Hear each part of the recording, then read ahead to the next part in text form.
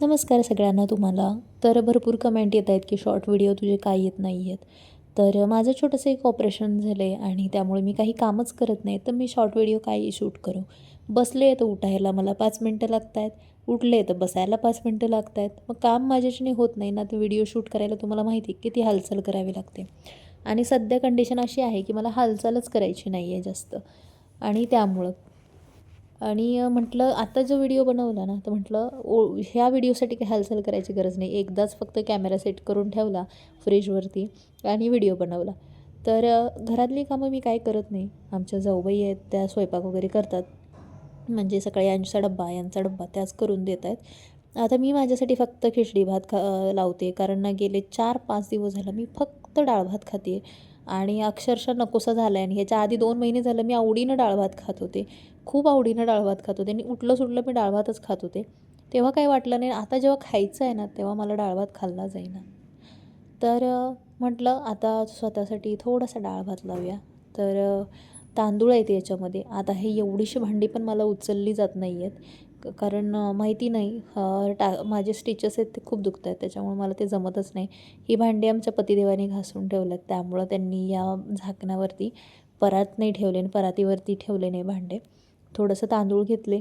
आता निवडून ह्याच्यामध्ये तांदूळ वेगळे लावते आणि डाळ वेगळे लावणार आहे. आज मसूरची डाळ लावणार आहे. तर मी एवढा खर्च केला, एवढं कर्ज काढून खर्च केला आहे स्वतःवरती पहिल्यांदा मला वाटते.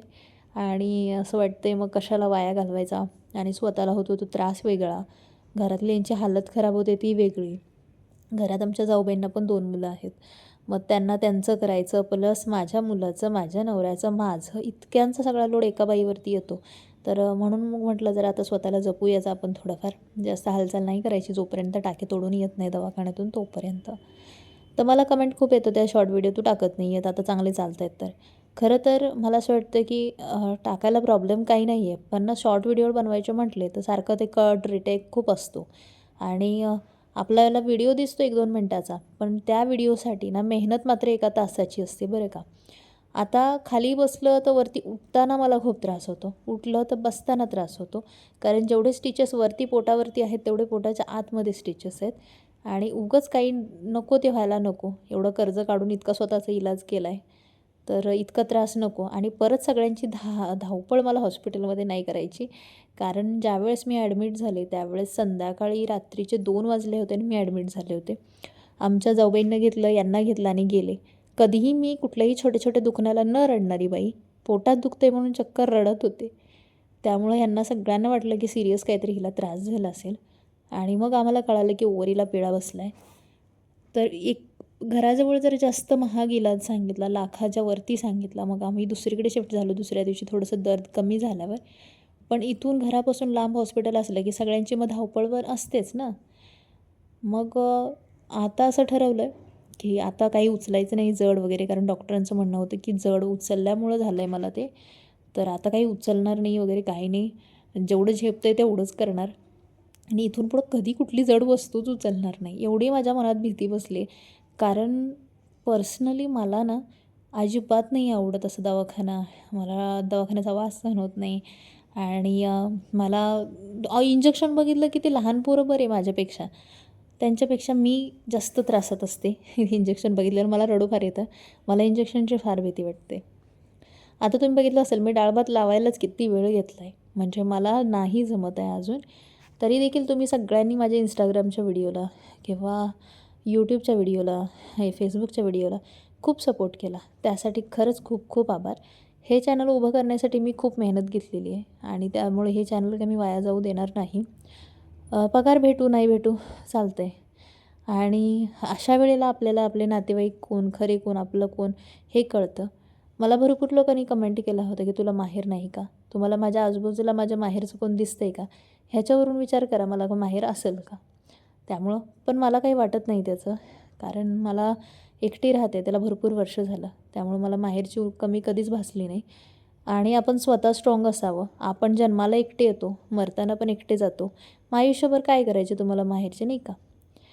त्यामुळं एवढं काही वाटत नाही. जे आपल्याजवळ येतं ते आपलं असतं. जे आपल्याला संकटाच्या काळाला सोडून जातं ते आपलं नसतं. हे मी पहिल्यापासून असं म्हणजे मनाशी बांधून ठेवलेलं आहे. आणि आता काय मी थोडी स्ट्रॉंग आहे, थोडी कमी म्हटलं तरी चालेल, पण आहे, स्ट्रॉंग आहे. आता तब्येत नाजूक आहे, त्याला मी काही करू शकत नाही. तर सगळ्या स्त्रियांना माझं हेच म्हणणं आहे की स्वतःला जपा, माझ्यासारखं करू नका. मी फक्त कायम काम, काम, काम एवढंच केलं, त्यामुळं कधी स्वतःला जपलंच नाही. त्यामुळं आज माझी ही कंडिशन झाली. तर तुम्ही तेवढं स्वतःला जपा. आजच्या व्हिडिओमध्ये जरा जास्त दम टाकला आहेत, कारण मला अजून जास्त बोलायला जमत नाही आणि जास्त पटापटा व्हिडिओत काही दाखवता नाही आलं, काही रेसिपी वगैरे, कारण मला नाही जमत आहे तेवढं. तुम्ही बघितलं असेल आता कुकर लावायला मी एवढा वेळ घेतला, 10 मिनटं 5-10 मिनटं झालीच घेतलीच. आता डाळही लावायला आणि तासभर घेणार, त्यापेक्षा म्हटलं एवढा मोठा व्हिडिओ नको शूट करायला. तर जितकं शक्य झालं एका टेकमध्ये तितका मी व्हिडिओ शूट केलेला आहे. आता कोणी प्लीज कमेंट करू नका पारुशी आहेस वगैरे. तर पारुशी ह्यासाठी आहे कारण मला एकटीला जमेल की नाही म्हटलं आवरायला. चुकून जर का स्टिचेसना पाणी वगैरे लागलं तर काही होताचं नव्हतं. त्यापेक्षा नाही अंघोळ केलीत काही बिघडत नाही. आणि असतंच ना, स्पंज बाथ तर असतोच, त्यात काय एवढं आहे की नाही. तुम्ही आपल्या व्हिडिओना खरंच खूप प्रेम देता, त्यासाठी मनापासून तुम्हा सगळ्यांचे आभार. आत्तापर्यंत जितका मला सपोर्ट केला तसंच इथून पुढं पण करा.